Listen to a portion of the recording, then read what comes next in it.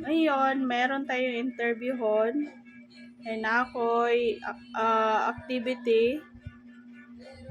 Muna pangalan niya is Daniela Figueration.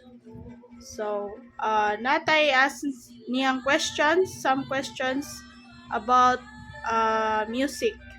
So, first question. What instrument do you play?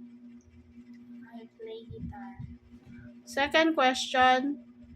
What sound do your most musical instrument try to imitate or simulate and why? I play sound because that suit my voice. Third question. What was the timbre or tone color of your instrument a factor? Why you choose to learn and play that instrument? Why and why not?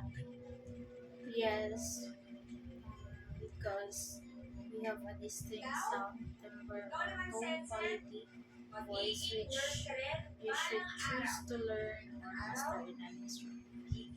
Okay. Fourth question. In your own opinion, how can a local performing group such as the Pangkat Kawayan become more visible and reach a wider audience in our country today?